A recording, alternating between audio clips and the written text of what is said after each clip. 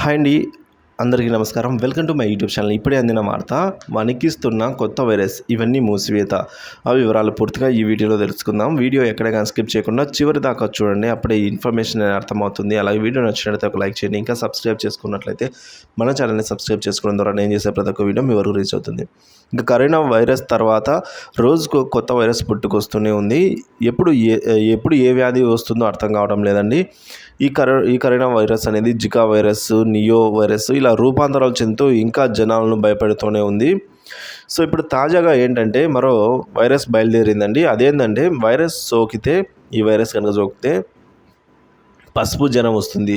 అసలు ఈ జ్వరం ఎలా వస్తుంది, దేని ద్వారా వ్యాప్తి చెందుతుంది, జ్వరం లక్షణాలు ఏంటి, నివారణ మార్గాలు ఏంటి ఒకసారి చూద్దాం. ఈ పశువు జ్వరం ఇది ఒక అంటువ్యాధి. ఇది దోమల దాడి వలన కలిగే అతి భయంకరమైన ప్రమాదకరమైన వ్యాధి. దీన్ని యెల్లో ఫీవర్గా పరిగణిస్తారు. ఒక రకమైన వైరల్ ఫీవర్ అని కూడా ఆరోగ్య నిపుణులు అంటున్నారు. వాతావరణ పరిసరాల అపరిశుభ్రత, దోమల వ్యాప్తి వలన కలిగే వ్యాధులలో ఇది ఒకటి. రోగ నిరోధక శక్తి తక్కువగా ఉన్న వారిలో ఈ ఫీవర్ త్వరగా సోకుతుంది, త్వరగా ప్రభావం చూపుతుంది.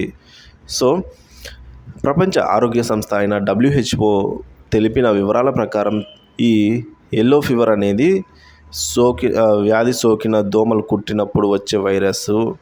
సో తమిళనాడులో ఈ వ్యాధికి సంబంధించి 3 వ్యాక్సిన్ కేంద్రాలను ఏర్పాటు చేసినట్లు రాష్ట్ర సుబ్రమణియన్ తెలిపారు. తమిళనాడు ప్రజలు యెల్లో ఫీవర్ వ్యాక్సిన్ తీసుకోవాలని కోరారు.